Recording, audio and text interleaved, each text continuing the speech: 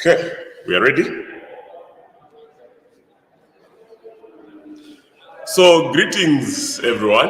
My name is Emmanuel Haambokoma, and I'm joined by our legend. He was at Canisius. He taught and became a headmaster. Maybe before we introduce him, Canisius, oye! Canisius, oye! Sisi, oye! Sisi, oye! Now the floor is for Mr. Himpyali. Viva Himpyali. I'm happy to see you as my former headmaster. I'm very happy to see you as well. It means our teaching did not fall on deaf ears. You were really jacked up, to run into such kind of technology. So I'm very happy to meet you too after so many years since you left Canisius. Thank you very much.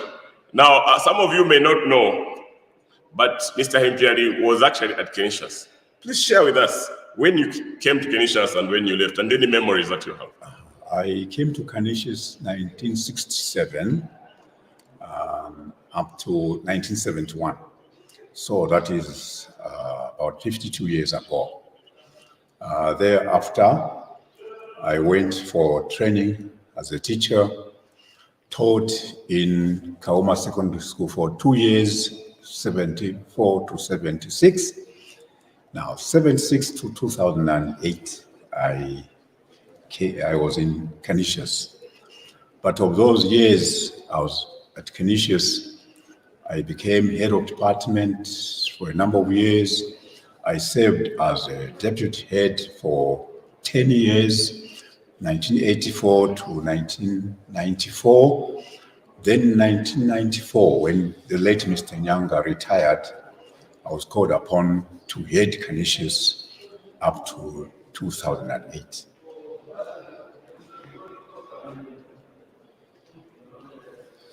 So there's lots of history, and there's the legacy that has been, there. Now, like I said, he also taught at Canisius, and he also taught me. But Mr. Himpyali is also like my father. I'm one of his children because I was born here in Chikwe Mission. So for him, Canisius is not only a place where he taught, but he built a family around the mission.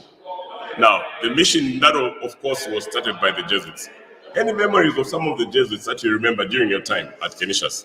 Any memories of any Jesuits during your time at Canisius? Yes. The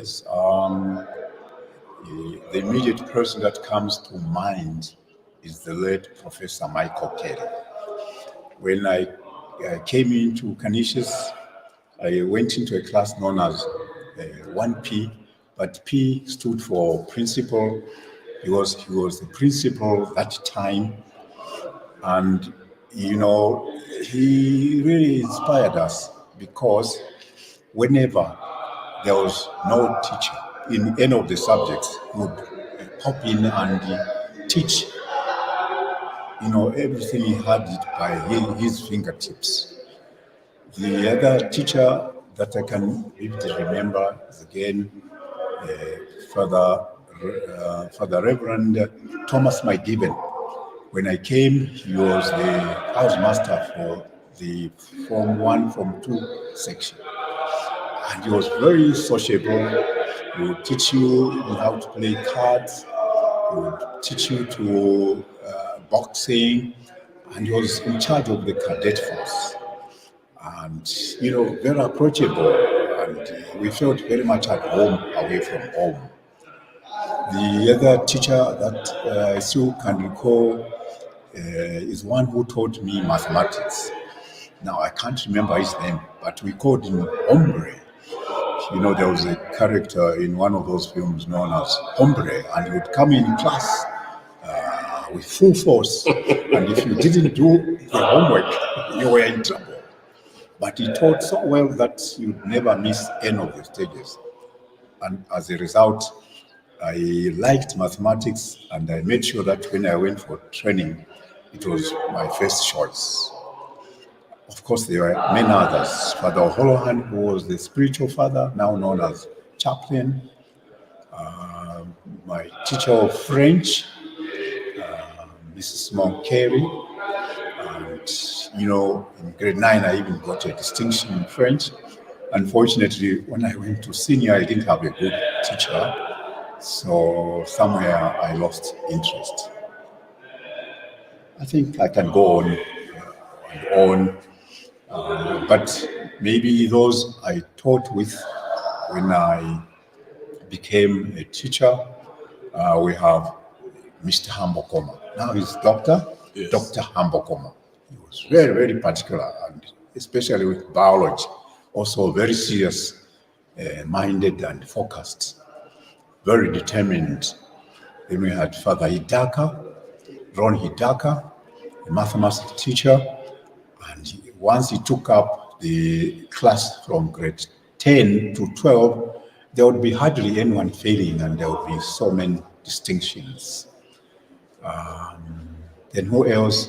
John Manachingwala, bookkeeping, and Mr. Kabeta, also bookkeeping. And Mr. Kabeta had the slogan, "Do it my way." And everyone had to dance to his tune to say, if he didn't do it, then he would be on punishment. Wow. I think I could spend the whole day talking about these teachers for this period of time. I know Mr. Himpyali was already speaking, and he has been quite busy, but on my behalf, as one of the small boys that went through his hands, and many others, millions others, actually not only in Zambia, but across, we just want to say thank you very much. These days we greet like this. Yeah. We just want to say thank you very much for looking after us. One story which I can give as a closing remark. Yes, please. Each time I stood in our assembly, I would tell the story of the grasshopper and the ants. Yes. And students would be very attentive. So this story, in short, talks about the grasshopper and the ant, who were very good friends. They did everything together, but the ant was clever. He would always work very hard. Unfortunately for the grasshopper, he was lazy. And one year when winter was approaching, the grasshopper said, "My friend grasshopper." The ant said, "My friend grasshopper, can we stock enough food? Because the winter is coming and it could be very severe." Now the grasshopper said, "There's plenty of time." So kept on playing and just eating. But the ant was playing, doing this and that, at the same time working.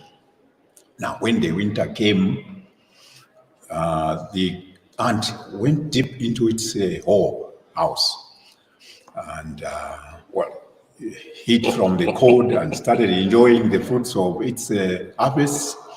But the grasshopper now began to see whether it could gather enough food. It tried this and that. It was becoming too cold. And when it became too cold, it went to knock at the house or the hall of the ant. "Ant, my friend, please open for me. I'm feeling cold and hungry." But the ant couldn't hear anything because it's closed and didn't want any cold to catch it. Eventually, the grasshopper just died at the entrance. And when the winter was over, and the ant came out only to find bones, at the entrance. Now the question is, if you're talking about students' studies, there could be some who behave like the grasshopper, and others like the ant. And of course, we prefer people to behave like the ant, because there's time for everything: time to eat, time to play, time to work. So that's the essence of this story. Thank you very much. Twalumba Maningi, thank you very much. Twalumba. And may God bless you for all what you taught us. Please. There's people usually think that being at Canisius means success, but we also have students that are slow learners. Exactly. I myself was never among the best when I was at Canisius. But one thing that we learned through Mr. Himpyali and many others is that you need to be able to continue improving your lifestyle, improve yourself in all areas. But the most important thing is that, as the Jesuits say, AMDG, whatever we do it for God's greater glory. So from Mr. Himpyali, our senior, our head, and myself, we say, thank you very much, and may God bless you. We can say bye. Thank you very much. Thank you. All the best. Thank you. Thank you. Walumba. Falumba Maning. Thank you. Yes.